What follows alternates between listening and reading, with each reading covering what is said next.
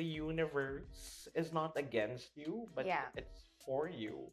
But when you choose to actually do it, you actually realize na, oh my God, this is my greatness. Oh my gosh, yung crush ko pa nung grade school. He was like, yeah, you can do it. Gumaganon pa siya. Ay! Kinilig ako. All right, so we got another form. Dear letter, May dear letter Ate, center. dear Ate Charo. Oh, okay. So again, we're getting like answers from the forms that you fill in. Fill in ba? Fill up. Fill out. Comment down below. Correct our grammar. You see, it doesn't matter if you fail.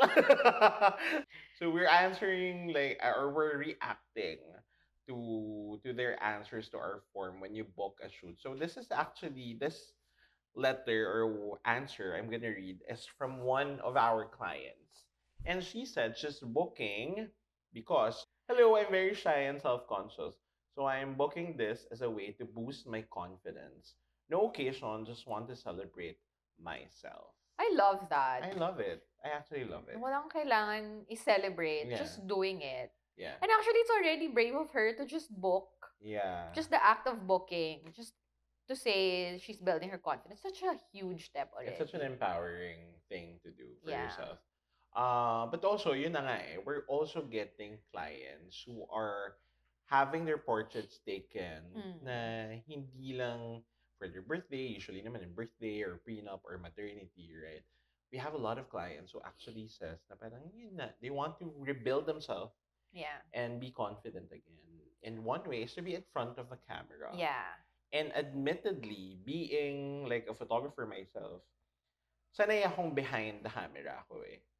And when I'm the one being in front of the camera like this, yan, medyo nandun pa rin. I would admit na may kapaan pa rin, Yeah. right? Because it's a different experience. Like, you're opening yourself up for judgment, basically, right? Yeah. But the thing is, how are you gonna overcome that fear? Yeah. So, here are 3 tips on how Wow. to build your confidence. Segue. Yes! Gusto mo yung wala ako nasabi doon? Because I'm like, Oo. Ako ngayon yung, guest. yeah. Oh, anyway, okay. O sige. Pero ikaw na, sige. I know. What's your first tip on how to build your... Have you ever had that? Okay, because I've known Janine as a friend and all throughout our friendship, siya talaga between the two of us, yung parang, okay, I'm beautiful today. Okay, I'm gonna say something. Very confident. So I know To a she fault. was brought up too well. Na masyado siya na-empowered ata ng parents niya. Minsan to a fault. Oh na my parang, gosh. minsan ako na lang yung mahihiya for her. Okay. Totoo, no? Pero may negative ano din naman sa akin yun, I feel. Okay. Okay, anyway. Okay. Okay. Pero ikaw, like, were you ever, knowing nga na you're very confident, right? You know your worth already. Were there ever any instance that So embarrassing. na you feel na you lack confidence? Sa math, girl. Sa math. Okay. Ang scary ba nun? Kasi ako yung may Ang hawak na... scary kasi siya yung operations director. finances. She handles her Oo. finances. That's why I automate everything. Okay? No, but I remember when I was in grade school, oh my gosh. So, di ba nung grade school, papatayuin ka sa gitna, or sa school namin at least, tapos multiplication table recitation. Recite mo. Girl, every time, ako na. Or alam kong pa ako na. Magsi-CR But you're a ako. baksa, so that's just early on. Di ba kung alphabetical? So maaga ako nawawala. So, magbabanyo ako, or magkakasakit ako bigla. All the time. And parang, until now, thinking about it, grabe clear in my mind yung itsura nung class. Lahat sila nakaupo doon, tapos papatayuin ka doon sa gitna, tapos ipa-flashcard ng teacher, ganyan. Girl, as in, number one fear ko yun. That was your I couldn't. weakness. Yeah, I couldn't. I really couldn't. I felt like, di ko kaya. Kahit alam kong it's in my mind. Memorization naman ang multiplication, di ba? For some people, it's just automatic. Pero, wala. I don't know. I didn't even try. I didn't even give myself a chance to try it. So, siguro sa isang buwan na ginagawa namin yun, Kaya siguro sa Nakailan buwan kang yun, nasa girl. clinic? As in, it came to a point, tinawag nila yung magulang ko. So, sinabi talaga nila, ma'am, I think po si Janine, baka po may stage fright siya sa math. Kasi lagi siyang may sakit pag Kasi multiplication math namin. lang. Math lang. Math Kasi lang. every other thing. Kasi ako lagi yung declamation, oration, magko-compete ako sa ibang batches. Pero pag math talaga, no, I cannot. Okay. So, how did you overcome that? Ang ginawa mo? Naalala mo pa ba? Tinry ko naman, eventually when they told my parents, I had to. Yeah, wala kang choice. Wala na akong kasi student choice. ka pala. Kasi isang buwan yun, isipin mo isang buwan ako nasa banyo every time for a good 10 minutes, Ma'am, So, kailangan niyo po ata siya ipacheck sa doktor. I think there's a digestive issue. So wala, I was forced into it. So I had to, and then, okay, mas mabagal ako than others kasi iniisip ko na hindi ko alam. Pero alam ko talaga. Great. But I had to, and it just turned out na, Kaya kaya naman naman pala. pala. It's okay. Hindi naman pala nila ako kakainin. Hindi rin nila ako, hindi naman ako mag-fail kung magkamali ako sa isang sagot. Right. And they're not gonna laugh at me. It's Yeah. more like, I actually remember, oh my gosh, yung crush ko pa nung grade school. He was like, yeah, you can do it. Gumaganon pa siya. Ay! Kinilig ako. Okay. Sana hindi siya manood kasi alam niyo kung sino siya. Okay. So, parang, okay naman din pala. At least, I tried it. So now, thinking back at it, so number one, just try it. Just give it a try. Right. Otherwise, you're gonna regret it. Yeah. Actually, my only regret now is I didn't try sooner. Right. Na it's not so bad naman pala. Nakakatawa kasi parang ang serious nung pinaghuhugutan niya. Yung multiplication table lang naman yun. Girl, yun lang yung hugot ko. Okay. Okay. Parang in some other instances, okay, tama ka na. Pero okay. ito talaga. But it's a big thing because up until today, like even if, kunwari, tanungin mo akong mental math, I freeze. As in, bigla ako mag-freeze. Oh my God. Talaga? Ano yan? Oo. 11 times 11. Girl. Kinabahan ako. Nanlamig yung katawan ko. Grabe. Alam mo, may calculator na ngayon. Madami. Everything's, Okay. our accounting is automated. Our banks are so you cannot fool Okay. me. No.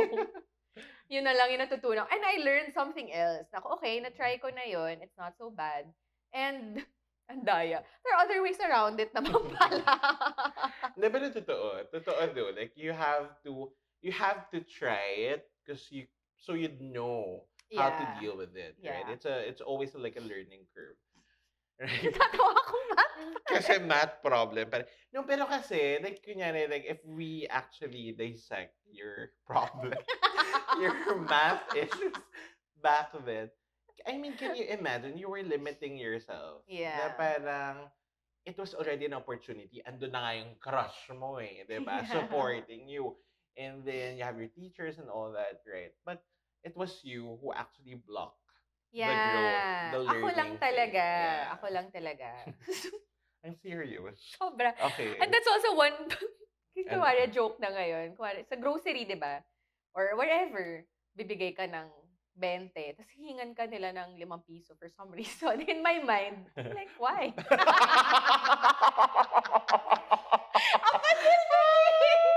Joke yun sa pamilya namin. Sa pagsuklian, Janine, bakit? Ewan ko. Okay. At buti na lang si Angel, pag tinanong mo ng ganun din, maninigas din. So I feel you. Okay. You share the same pain point. I share the ganyan. burden. Okay. Oh my gosh. Okay. This is so bad. Okay. Okay. Well, to that point also, grabe yung hugot natin. Math problem. Next point, which is you have to know that you are actually supported. Yeah. Like Trust and believe. Yeah, like whatever you do, like be in front of the camera, like be like audition or whatsoever. Balik, ilaliman natin. Ikaw, baka may iba ka. Kasi yung math problem, ibahin natin. Ikaw ba? What was a point in your life or an experience that you didn't feel like you were confident to do it? What is one thing? Like going back, siguro like, no, general lang to. Bakit? May naisip ko. Oo. Ano? Oo. Ano? Oh my God. Ano muna? Remember, like this is one of the first times I worked with you. we were looking for someone to do branding for Oh my IBE. God, yeah. IBE? Yeah. Yung ano Ano pa yun? beauty school pa namin nun. Oh. No, I mean, iniisip ko na yung dati nating client. Like, kunyari, Sino? like, okay, in the context of, like, when we started this business, we were actually working with brands. And it's me who would create the decks, the pitch, Yes. all the Okay. pitches, ganyan, ganyan, for brands. And these are major brands. Yeah. Like, when we do meetings, we're talking with a whole bunch of, like, managers and VPs. Yeah. Like, whenever The major decision makers. the major decision makers in a multi-billion companies, ganyan, ganyan. So it was always like hit my confidence. So, oh my God, kaya ko ba to? Or parang, would they approve this? Would this concept fly? Would this sell or whatsoever? Ganyan, ganyan. It's always like a question of that. Na parang every time I would come up with an idea, ako mismo yung nagbabaril dun sa idea ko. Na parang, I don't want to present it. Yeah. Every time I ask you, oh, kamusta na? Okay na? Meron na? You're Yeah. like, pag gumaganon ka lang, alam ko na, hindi pa Yeah. tuluto. Hindi pa niya gusto. Ayaw pa niya. And I don't know if it's connected. I remember when it was just us in our small table in our small office, I was writing kasi our contract for our registration for the business. And it asked us our positions. Okay. So I automatically owned operations director. And I was like, oh, ano, Right. susulat ko na ba creative director? And your face was like, yeah. Because I didn't want to own it pa at the time. Parang I'm not yet there in the confidence level, right? Pero like going back to the brands that we worked with, every time naman I would pitch, okay naman. Yeah, Like parang they super. would approve it right Super. away and then like we would execute it na kaagad. So parang it's always just me. Yeah. It's always just me doubting myself, doubting my ideas, ganyan. Even to the, yun na nga eh, dun sa even owning up to that title, right? The CD. Because my background really is very corporate. Like, while I produce and direct all these campaigns, ganyan, iba yung in my head. Like, iba yung format. Like, iba the process and everything. So, parang it's only when I decided to own it. Like, parang it was a conscious choice. Yeah. Na parang, hindi. This is me. Yeah. I decided on it. Then, parang na-imbibe mo yung the beingness of that all, whatever that role is, right? So, ganun din siya. Going back to the point that you are supported. It's not only literally just like your support from your friends and family or whatsoever, but also like your higher being, kung sino man, anumang religion you or whatsoever, right? Whatever decision you make, know and trust that you will be supported. Yeah. Na parang the universe is not against you, but it's for you. So whatever decision you make, everything will fall into place. Okay lang yan. Just do it. Yeah. Right? Because when you're saying no to like opportunities for you to step up and be seen and actually step into that confident you, you're actually holding yourself back from the greatness that you can actually realize that you have within you. It's the fear. Sometimes I guess for some people, the lack of confidence is coming from fear of being judged, fear of failure, fear of not being supported, all of that, all of these kinds of fears. But then at the end of it all, you realize that no matter how you get to that point, and it's always not going to be a straight line, and it's not the same for all people. Iba-ibang track yan, zigzag yan, and it's not the same path for everyone. But when you choose to actually do it, you actually realize na, oh my God, this is my greatness. Yeah. Okay pala. Right. Oh my God, ang galing ko sa math. 2 times 2, 4. Okay. Pag 2 digits na ba? 2 digits lang kung ako Let's give it time. more. Okay lang. No, but also like I wanted to bring it back to our letter sender, to our client. Na parang imagine if you did not try to book a portrait session, to have a photo shoot for yourself. You will not be able to see yourself differently. Yeah. Hindi mo makikita na, ang ganda ko pala. Kaya ko palang umawara or whatsoever. Things that you need to try because you need to discover more about yourself. Yes. Like parang when you are afraid, try to think it, try to recalibrate your mentality na, no, this is a learning opportunity for me to learn about myself. Diba? Yun yung third point, actually. To learn. To learn. So yeah, to the third point, no matter how it ends up, whether it's what you expect or it totally goes left field of what you think it would have been, you learn something in the process. Right. It's not actually always about the end point, but also the process of going through it. You learn so much, na whether it's, yeah, bagay sa akin to, gusto ko talaga to. Or, you realize na, okay, it's not for me, but at least I tried. Yeah, I yeah. gave it my best. Parang it will only become a failure when you make it a Yeah. failure, right? Na parang when you do not try to learn from it, Yeah. from that experience. So might as well try it. Yeah. Might as well do it. Yeah. Na lang. So, what do you wanna try now? Me? Meron ka bang ganon? Na you need more confidence now to try or do? Oh my God, I haven't really thought about that. I know. Parang this year, my goal is to have a solo trip. Because I've never tried that. And because I'm like, in the that's barkada, fun. like in the barkada, I'm always the one who will always just like show up. Like everyone, someone else will Yeah. plan and then say, okay, sige, I'm always game. Like game, ganyan, ganyan. But it's not me who's planning whatsoever. So maybe that, I feel like it's a different experience na parang, diba? Kasi it's you taking control of whatever Yeah. happens. So that's my goal this year. So yun, that I need probably more confidence in building, planning, whatever. In planning? Or just do? Maybe. Let's see. You see? I'm not confident. Okay, what are the steps? I don't know. Yeah. Yeah. Ikaw, you still have that.